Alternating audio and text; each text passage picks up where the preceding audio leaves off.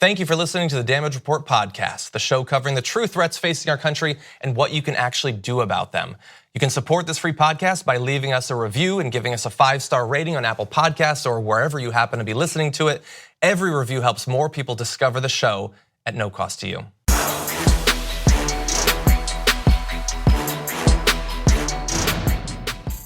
Welcome back to the show, everyone. This is the Damage Report. I am John Idarola. It is Wednesday, and so Jayar Jackson is in studio.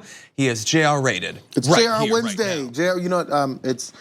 It was slight Jayar Tuesday at the end. I know you guys saw it because you all watched so religiously this guy. But now it's officially Jayar Wednesday. It's time to talk about depressing things. Hopefully try not to get upset. Yeah, no, we're gonna try to have a little bit of fun. I mean, we're gonna be starting off talking about the big breaking news of the morning is that they're bombing everybody up in here. So we're gonna be talking about that. I laugh, but of course, incredibly serious. We're gonna be moving on to, I guess, the little bit of fun that we're gonna have today is the White House decided to take down Medicare for all, and they took down themselves because they're too stupid and know what argument they're actually making. So they actually made the case for Medicare for all in attempting to destroy it. We'll tell you how that actually played out. We've got some racist ads. You know, we want to update you on the midterms. We've got 2 interviews, by the way. So congressional candidate Mallory Hagan is going to be joining us. She is one of the candidates being affected very obviously by attempted voter suppression. So we're going to be breaking down how that actually works with her a little bit later on. And later on the show, an author and researcher, Daniel Yudkin, is going to be joining us. So we have this idea that America is split between liberals, conservatives, and independents or whatever. But he has done an amazing amount of research showing that there's actually more tribes than just that. And so we're going to be talking about why that is and how we can attempt to bridge these new divides that we didn't even know were there. And then we're going to close the show actually with a new myth of American politics. Very surprising data we were able to find. So you want to jump into it? I'm down, let's go. Okay, let's do it.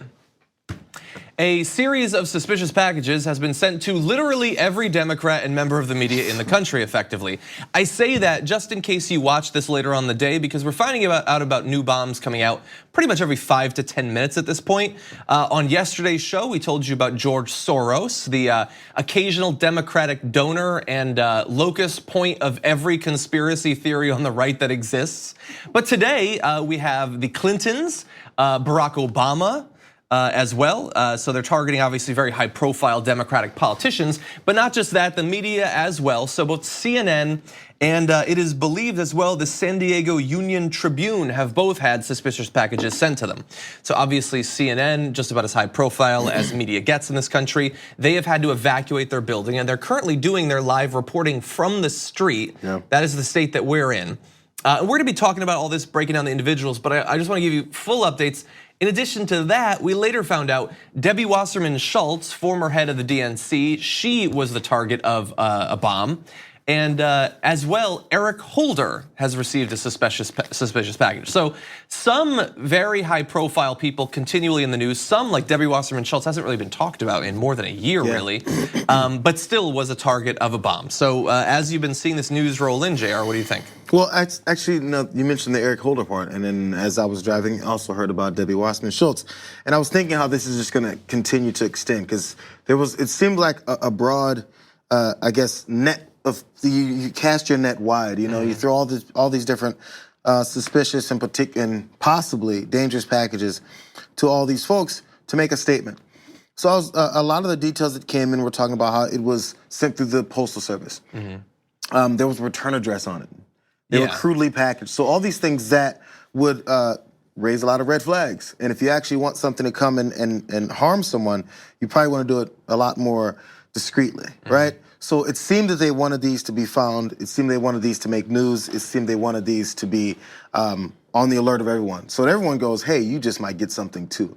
It's the epitome of terrorism, you know, without having to say, well, you know, I didn't hurt anybody. You know, so this was my perception. I was like, so they're out to try and scare folks. They want people to not be able to continue to do their job or to be worried about the things they say. without having to take on the consequence of actually putting together something like this. Yeah. I mean, you know that without mentioning the Postal Service, they have the most secure way of handling packages and scanning and making sure something's not happening.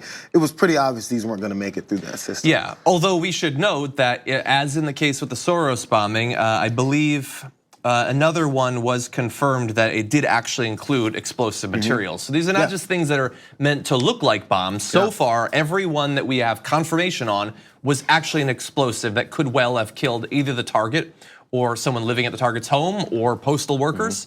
So although, and we're gonna get into it in a second, there's all these right-wing conspiracy theories about that this is a false flag. Of course it is. People were trying to kill other people.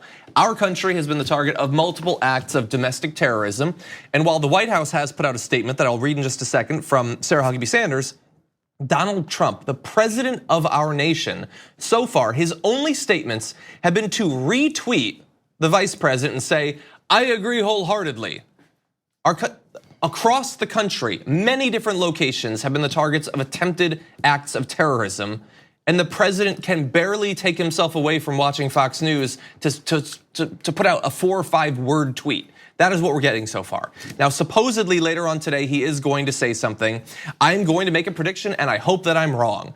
I think he is going to advance his narrative of left-wing violence. And he is going to find some way to do that, even though all of the targets of these attempted acts of terrorism have been Democratic politicians and members of the media that have been attacked on the right as if they are a part of the left. Well, when it's something that's as obvious as, potentially obvious as this, as the means and the nature of what they're trying to do, this is when he'll sit back and be quiet and wait for some kind of caveat to come through so he can say, hey, you know what? This, again, we've already heard the false flag accusations and this is just probably a lib trying to make us look bad. So of course he's sent it to all of these, Democratic, well-known Democratic former candidates and presidents and all that, right?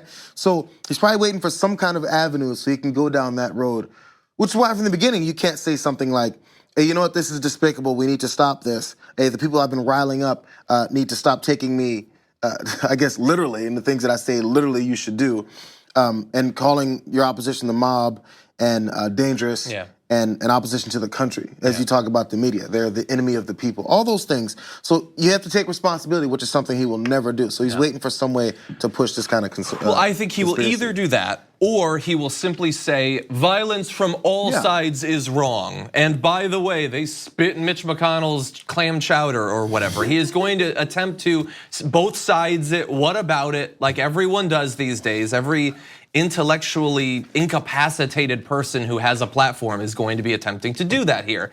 And so don't expect any strong response against this. Thankfully, the FBI will investigate it, I'm sure. Apparently, the packages are all very similar in the way that they've been constructed. By the way, I just confirmed it was the CNN bomb that was an actual explosive device. So it was not just a lookalike or something like that. They were attempting to blow up a portion of CNN. So they'll be looking into it. Apparently, they all have a return address belonging to a prominent Democratic official that NBC News is not reporting yet. They're not naming that person, although I'm gonna go out on a limb and say that that person didn't send the bombs. But this is a wave of acts of domestic terrorism. And by the way, not just against random people. Now, yes, I agree, they want to get publicity for this, but they are targeting the targets of right-wing conspiracy theories. Absolutely. Like Hillary Clinton and Barack Obama and George Soros and fake news CNN and even Debbie Wasserman Schultz, who Donald Trump loved to talk about during the last primary. Is it any wonder that these are the people that whoever it is, whoever it turns out it was attempting to kill this time? And Eric Holder, after that, was coming out at that speech he was making about when they go low, and all the remember the whole thing, we go low, we kick them, right? And then there was also the CNN packaging apparently was addressed. This is what I heard is also, I didn't read this specifically, was apparently addressed to John Brennan, who sometimes appears on CNN. And we all remember the scuffle between John Brennan and the president with him revoking his security clearance, his former agent.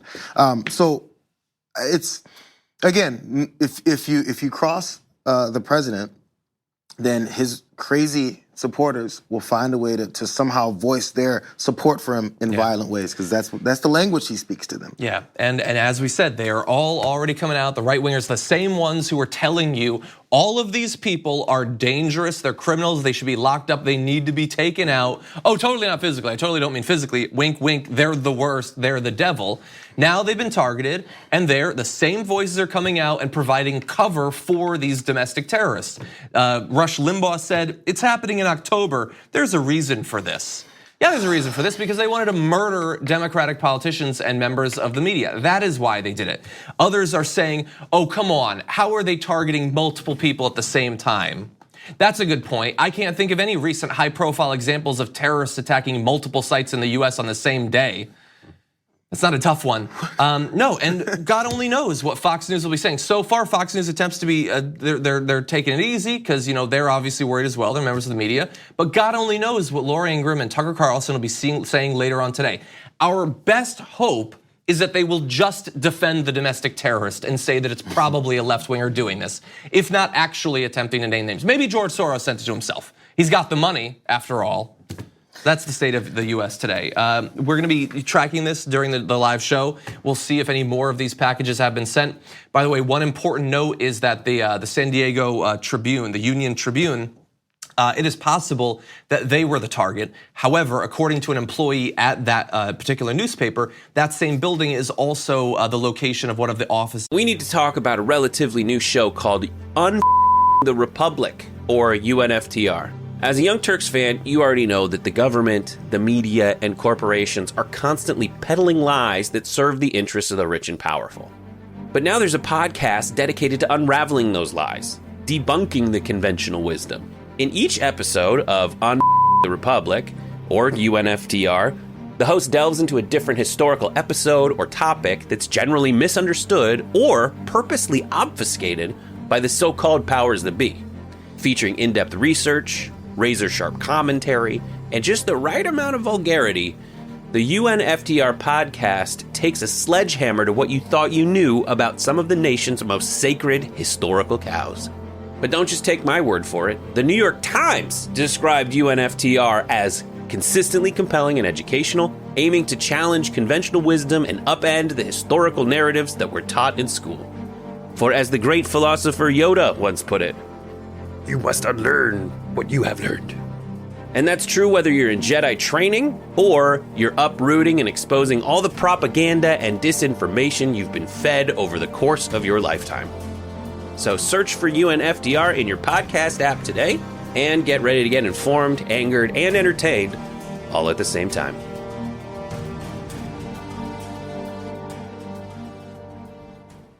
Of Kamala Harris. And so it is not impossible that Kamala Harris was the actual attempted target of that bomb. We don't know for sure yet. We'll see as more information comes in. Okay, we are gonna take a short break. When we come back, we're gonna be joined by a congressional candidate who's gonna break down some of the ways that voter suppression are playing out in her race after this.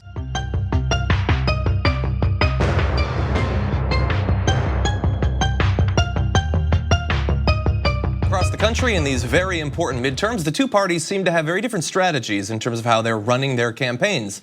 The Democrats want to focus on a few key issues, especially healthcare. And on the right, they are trying to strip every voter they can from being able to actually vote come November 6th. And we have an example of, if not intentionally, a case where certainly many people are going to find it difficult to vote in one of Alabama's congressional districts. We are joined now by the Democratic nominee in that district, Mallory Hagan. Welcome to the show. Hey, how are you? I'm good and very glad to have you here. So let's talk about what's going on there. Your campaign has said that apparently more than 55,000 voters have disappeared or been taken off of the rolls in your district alone. What's actually going on there? Well, so last week, looking at the news nationally and seeing the different states that are having voter suppression issues or ID issues, we decided to form a voter protection committee, and that's headed by Attorney Fred Gray Jr., son of Attorney Fred Gray, who represented Rosa Parks. And what we wanted to do was just make sure people had a resource. And in order to do that and be fair in our protection of voters, we sent a Freedom of Information request to our Secretary of State's office. Our Secretary of State is John John Merrill. And what we found was that roughly 55,000 voters in Alabama's 3rd district alone have been removed or deemed inactive. And so, we wanted to bring attention to that and allow people the opportunity to be aware that they might be inactive. And what we're seeing now is that this might be a bigger issue than we initially thought. We have actually requested more information so that we can deem whether those people were taken off because they died or they committed a felony, or if there's some other reason that they might be removed from the voter rolls. And so we're looking at a bit of an issue here in Alabama. And I'd like to think that it's a non-starter, but unfortunately, John Merrill got on Twitter this past weekend and tried to give me a bit of a run for my money. And unfortunately, what we're seeing is that he's being very defensive. And that leads me to believe that we've got a bigger issue on our hands. It certainly seems like it. There's a lot of reasons, looking across the country to be worried about this.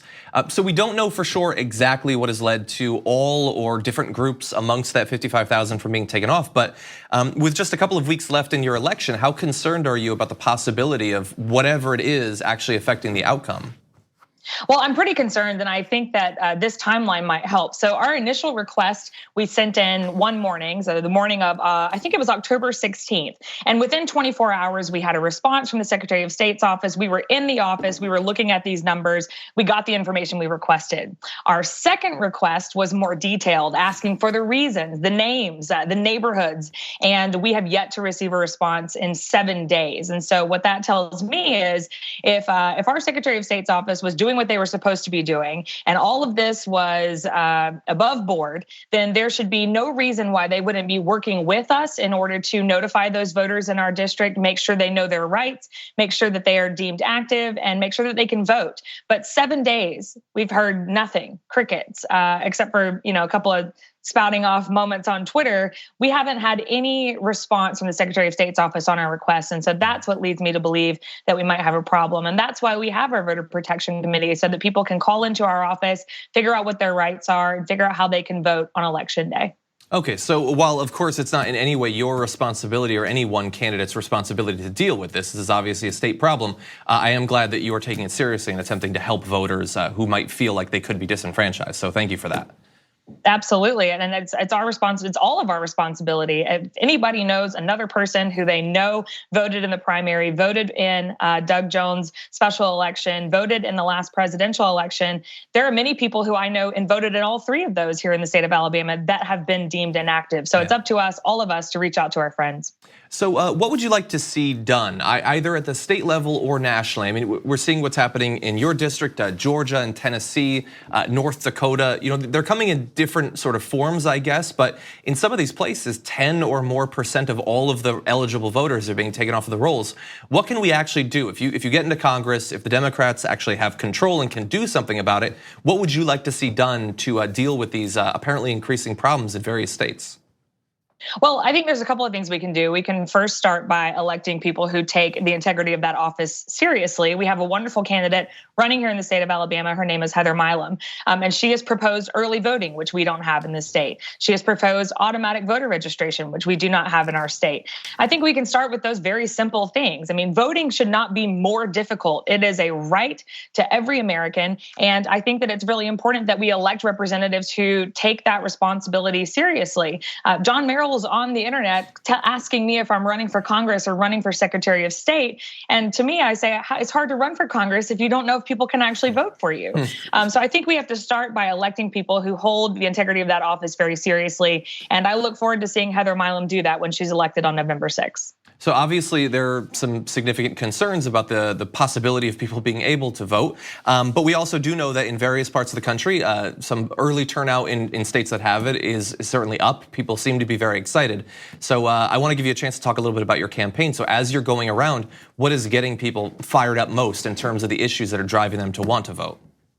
Oh gosh, people in Alabama are gravely concerned about healthcare and the forward movement of that in our state. We did not expand Medicaid. Our rural hospitals are closing. We just had one in our district closed. Jacksonville State Hospital closed down. And so what we're seeing is that people are very concerned about how we're going to move forward as a country. And now they're even more concerned about the concept of pre-existing conditions. And so while I've been traveling around our district listening to the concerns about healthcare, the concerns about the quality of education in Alabama, the creation of jobs, opportunity, the culture in our state. Unfortunately, our congressman is really excited about Space Force. And so I really hope that the people of Alabama's 3rd District are paying attention to what it is that we're talking about. And they're not necessarily looking at whether or not someone's a Democrat or Republican in this political climate, but whether or not that person has their best interests at heart. And that's what I have been doing since February when I announced, and that's what I will continue doing well beyond November 6th, whether I win or I don't win.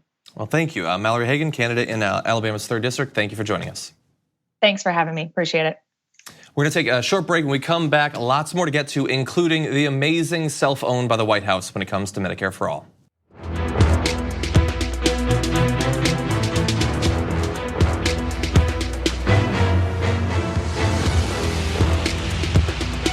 Welcome back to the show, everyone. We have a little bit of breaking news really fast before we get into that.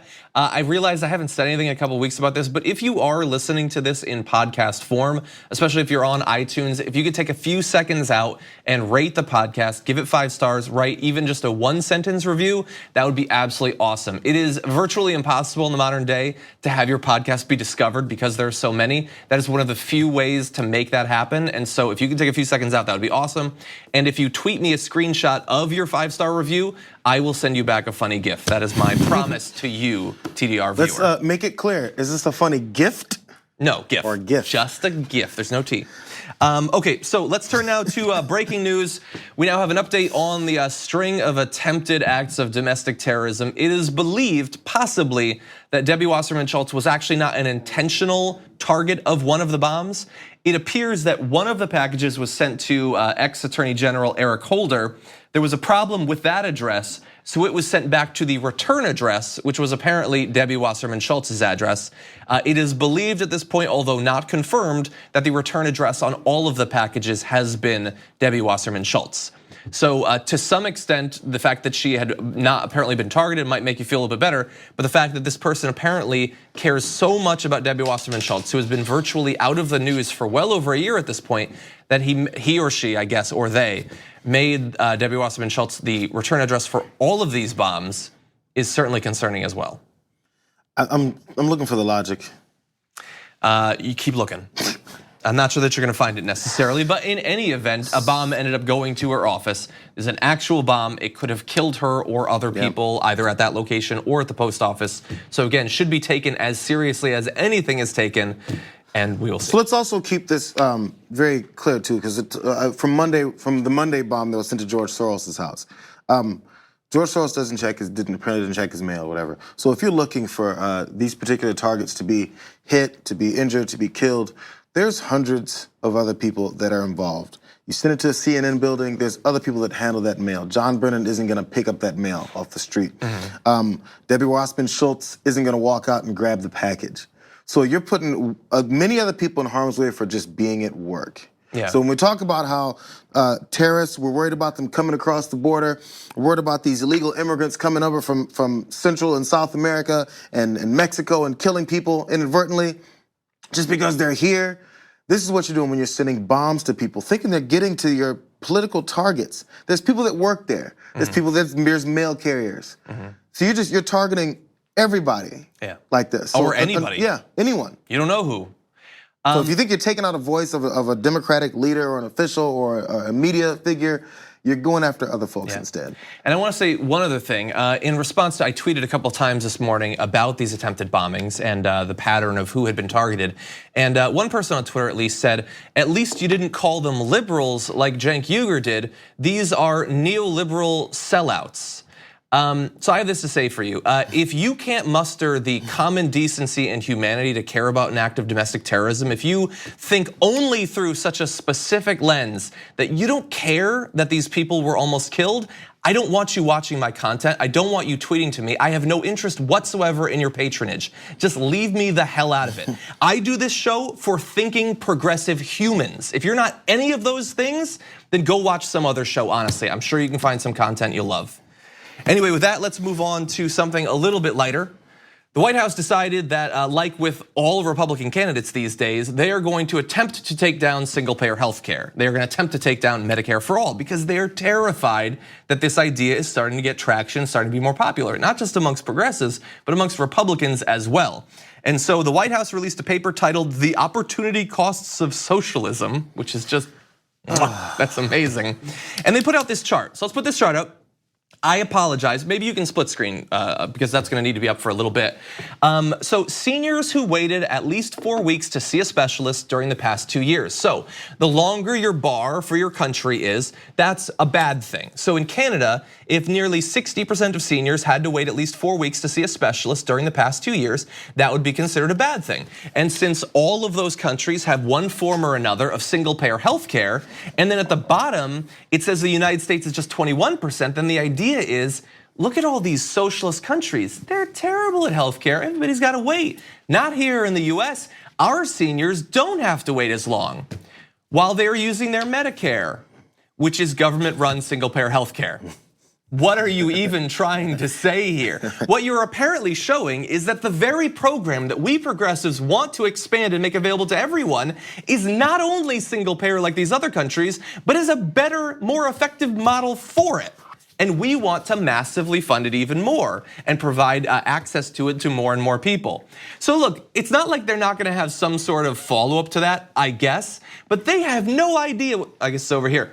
This chart right here, they don't even know what it is that they're saying. They think they've got a point because some bar is long, some bar is short. That's all it takes. But you dummy, you don't even know what you're saying. That's all it takes. No, colorful bars. And then so people won't read the titling, won't read the figures, won't read anything about it except for, ooh, Canada long bar, ooh, America short bar. It's all there is to it. So outside of that also, we have a healthcare system where I've always said this before. We like to brag about how awesome we are. Oh, we put money into something. We flood money to our military and we're the best in the world. Nobody can touch us.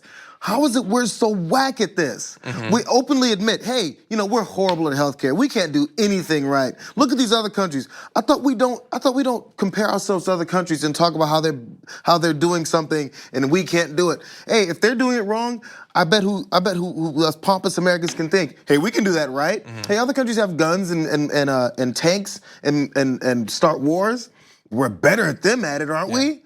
We like to brag about how if we flood enough money at something, we can do it better because we're smarter, we're quicker, and we're the most powerful. Yeah. Why is this something that we just throw the white flag in it? Why is that the mindset? I don't understand it, especially considering the stakes. But in terms of that chart where they inadvertently compare our single-payer healthcare to other countries' single-payer healthcare, well then a right-winger might say, oh, I'm kind of worried about that. So what do I go to then? Well, okay, so that's just the seniors, but what about everybody? Since everybody doesn't use Medicare, most people actually in America use private health insurance. So okay, we'll use that data, and that will make us look better than those damn socialists over in Europe. Well, it turns out when you look at that data, the picture is, I will say, mixed at best, if not in the favor of some of these countries. So I'm not gonna compare us to Switzerland or Netherlands or Germany that have better numbers in the chart that the White House provided. I'm gonna compare us to the best case scenario for the White House here, which is Canada, which was doing the worst in the information they provided. Okay, well, when you don't just look at seniors, when you look at all Americans, 51% of Americans say they are able to get a same-day appointment with a doctor when they're sick, compared to 43% of Canadians, almost as many, and 57% of Brits. So the worst case scenario has close to the same ability to get in the doctor's office on the same day, and the Brits, which also have single-payer healthcare, actually find it to be easier in the opposite direction. If we could go to one other, Canada does better than the United States when it comes to access to after-hour care as well. 63% of Canadians say it's easy to access after-hours care compared to 51% of Americans. And again, that is apparently the country that does it worst, at least according to the White House. Now, they didn't provide that information. You have to actually go looking for that information. They don't want any part of that information, but it seems like kind of relevant information, doesn't it? Jesus. You would think so. Hey, all the relevant information just goes by the wayside. Who cares about that part? Let's just say, let's nitpick and see what we want out of it to continue this false narrative. Oh my God, they're doing everything they can to demonize socialized health, socialized medicine, socialism, Venezuela. Like they'll throw these words out. they are gonna get hit so hard by how much Americans want this program. It is gonna make their head spin, and it might not stop spinning until Bernie Sanders finishes his second term. As more information comes out, you get a chance to see what other options there are. People didn't really know. They're like, oh, America's the best at this, and well, they were bad told is it the was best we crazy. got. Yeah. But now they're being told by some people, maybe not so crazy. Okay, we're gonna take another break. When we come back, the tribes in America that make up our new form of tribalism, are they as simple as we've been led to believe? We'll find out after this.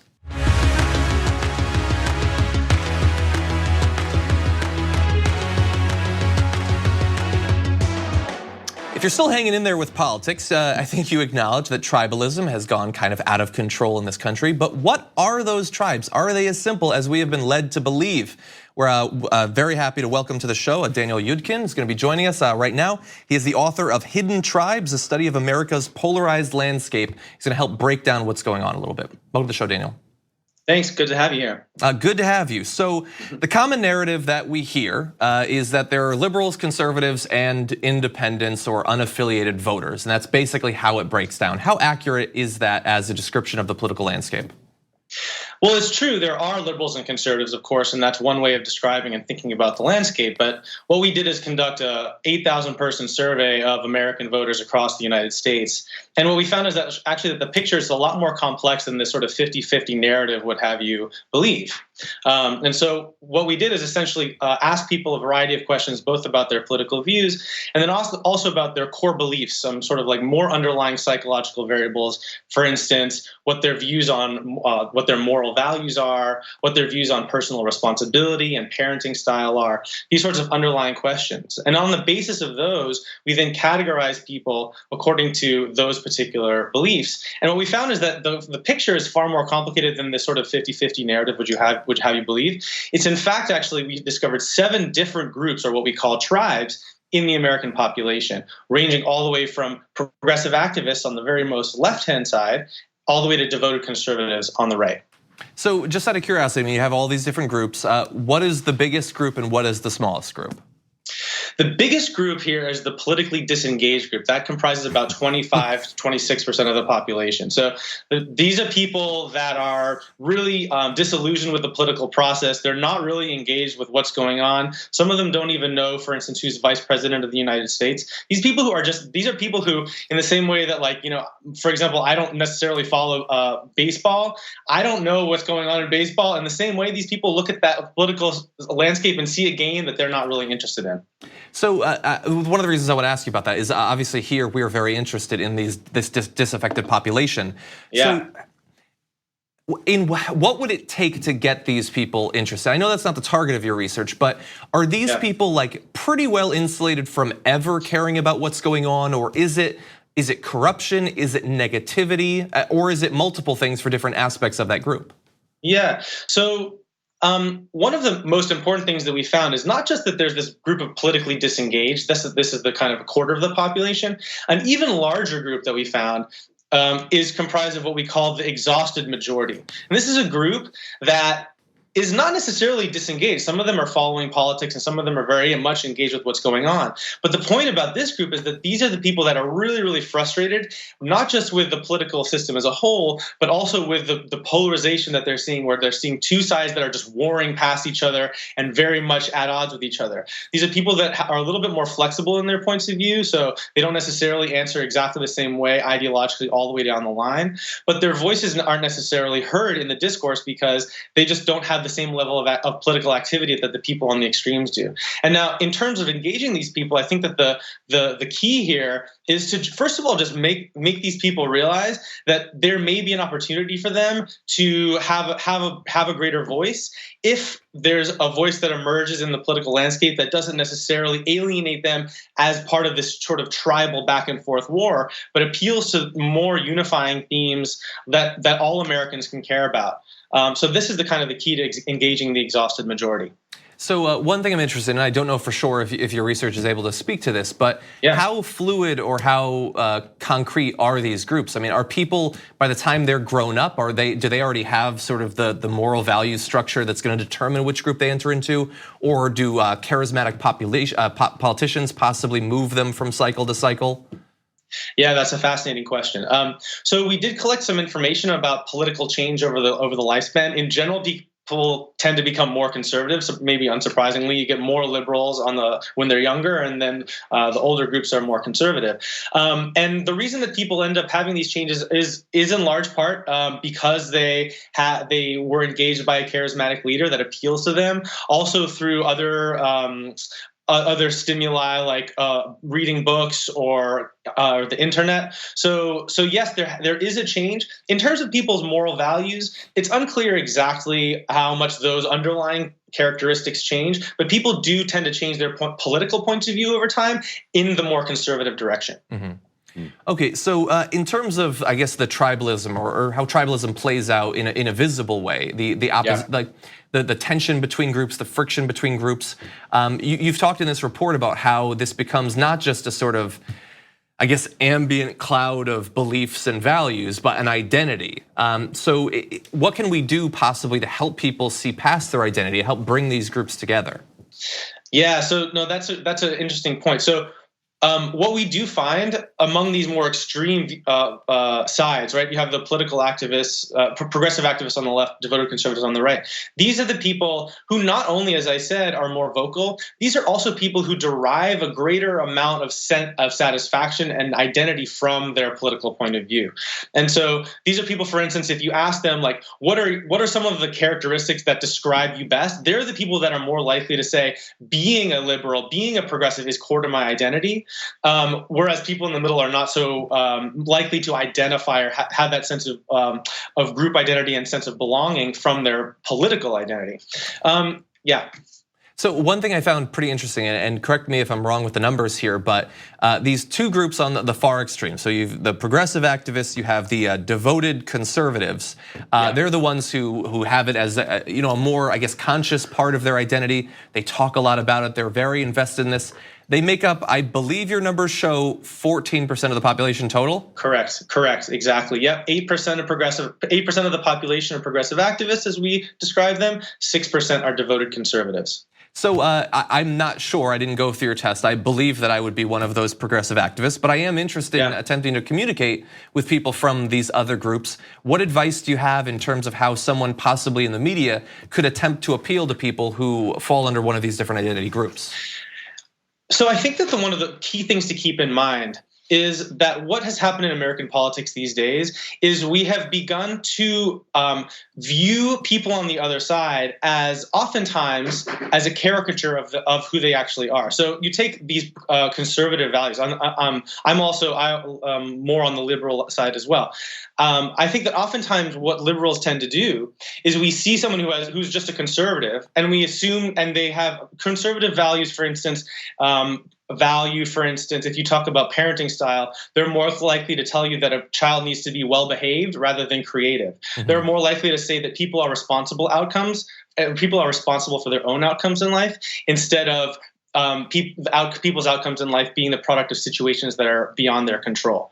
Now, oftentimes what we do as liberals is immediately construe these sorts of views that conservatives have as the exact same as racism, or the exact same as victim blaming, or the exact same of perpetuating structural inequalities and stereotypes that have been historically perpetuated over time in America. And that's not to say that sometimes conservatives aren't doing that, because I think that they definitely are. But the point here is that we all often jump to the conclusion when someone is putting forward a more conservative argument that's based in these more underlying core beliefs, and immediately assume the worst about them.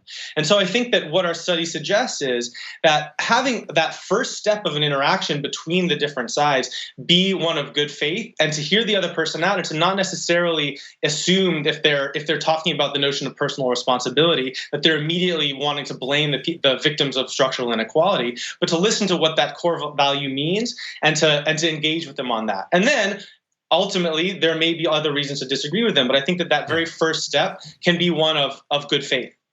I hear you, Daniel, but I don't think I can do that. No, I'm kidding. Fair enough. Daniel, Yudkin, thank you very much for your work. Very interesting, and I'd love to hear about it as it continues to develop. Appreciate you. Thank you. We're gonna take a short break. When we come back, the latest in our series of myths of American politics, this time about fatherhood.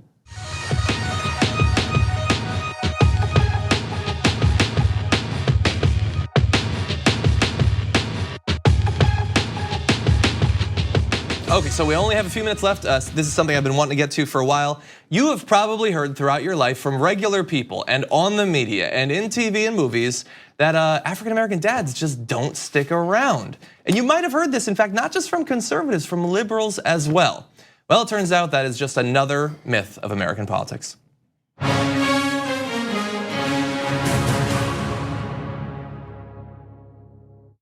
So here's the thing, there is some information out there, statistics that make it seem like that is true, and that is what a lot of this belief is based on. The fact that the CDC said back in 2013 that in nearly 72% of births to non-Hispanic black women, the mothers were unmarried.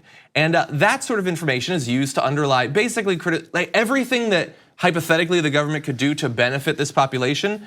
The answer is the dads just aren't around. The families are split up. They're not actually doing anything. Although when you actually look into the day-to-day interactions of African-American dads with their kids, they are not just meeting other groups, they are in fact exceeding them. Now let's bring up this chart and you're gonna see examples of this. So on the left you have fathers living with their children, on the right fathers not living with their children. Now how involved is each group in these different categories? So in terms of they fed or ate meals with their children daily, by 5 points, black dads are actually more likely to do that than white dads and more likely than Hispanic dads. In terms of bathing their kids, again, significantly more likely. That is, they're just barely beaten out in playing with children to white dads, but 0.5, probably margin of error, more likely to read to their children daily. Those are the ones actually living with their children. But the criticism often is, the issue is that they're just not living with their children. But you see on the right, even the black dads not living with their children are again more likely to actually do these activities, in some cases fairly more likely than the white and Hispanic dads are. So it seems like if we're gonna continually say that the problems in this community is that they're just not around, we should probably have to square that with this data. Well, it's an old talking point that's been going, and then we talked about the problems, and then they'll also say well the black dads are out here doing all this crime, and that's why they're in jail and all this stuff. Anytime that we talk about the incarceration rates and all that, like stop doing the crimes, but we like to ignore the other facts that are going on. I have a kid, a son, and it's weird because it's kind of given to dads in general that they don't have this energy or interest to do things with their kid. So playing catch, we play baseball all the time. And to this day, I still get people going, I just love seeing you out here with your kid. You know what, that's what we like to see more of. Good job, Dad. I was like, I can't say thank you for your congratulations for me giving a damn about my kid, right? And then you know who it comes from a lot of times? No. Black folks. Really? Because we buy into it. We're part of the society. We buy into the crime thing. We buy into the black dads aren't in the household thing, because there's some anecdotal information, and sometimes we'll see, oh man, that's such a deadbeat dad right there, and then we think that's everybody. Yeah. Guess how many? There's deadbeat dads of every race, because there's some guys that just don't have it, or some guys who work too much. There's dads who make a lot of money, and then they're traveling all the time. They're doing all these things, and maybe they're still married. Maybe they have a house on the East Coast and they have a home on the West Coast, but their kid lives there. They're not in the house. Yeah. They're making 6 figures, but they're not in the house. And then sometimes I knew those kids. I went to a private college, and they're like, yeah, I never knew my dad growing up, but I have a lot of money. That happens a lot. Yeah. That's part of it. Yeah, and by the way, this idea that if you're not married, then you're not around. Yeah. That's like, what decade is that sort of stance coming from? Lots of people live together and aren't actually married. That is a very, very common thing. I am living in exactly that sort of sin right now, actually. Okay, with just the few minutes remaining, I do want to jump to one more thing, though. Consider that myth busted, by the way. You now go out and spread the accurate information. Andrew Gillum is running against Ron DeSantis in Florida. If you are a regular Florida resident living down there, what sort of political advertising are you hearing? Well, thanks to white supremacists, here is one ad that you might have heard. Well, hello there. I is the Negro Andrew Gillum, and I'll be asking you to make me governor of this here state of Florida. My esteemed opponent, who them call me monkey, He's doing a lot of hollering about how expensive my plans for health care be. But he be thinking of the white man's medicine, which is very expensive because it uses science and whatnot. But the medicine of my African race be very affordable. For instance, putting the chicken feet under your pillow during the full moon don't cost hardly nothing at all. So I promise that you make me Andrew Gillum, the governor of every people's what be ailing, will get all the chicken feet they need. As to the claim by my esteemed opponent that I don't like the Jews, nothing be further from the truth. It was the Jews who owned the slave trade what done brought us Negroes to America to begin with. And they the ones that been putting Negroes. So that sort of BS, it goes on, is now being played in robocalls to Florida voters thanks to the power of white supremacists and the funding that they have. These sorts of ads are targeting Andrew Gillum. Other ads very similar have run in a number of other states as well. As with most things with idiot racists, it'll probably backfire because no one, people who this would appeal to are already in that feeling, right? They're already in that mindset. They already think this is what they think of Andrew Gillum. So there's no one who's going, wonder who I should vote for, and then hear this ad and go, oh, Andrew Gillum is that like caricature that I heard on this stupid ass robocall. Yeah. So it's there just to rile people up, to energize that racist base, and you know what? It's gonna. I love that people expose themselves. Keep exposing yourselves. Keep letting us who you are, so we can look at you and continue to degrade you. I agree. I will say this, as I have said before, one of the greatest things we have going against white supremacists in this country are that white supremacists tend to be the stupidest people on the planet. Thank God. Okay, thank you, Jayar, for joining us. Great to have you on every Wednesday. Jayar rated up in TDR. And thank you for watching. If you haven't already rated the podcast, please go do that. We'll see you tomorrow morning with much, much more.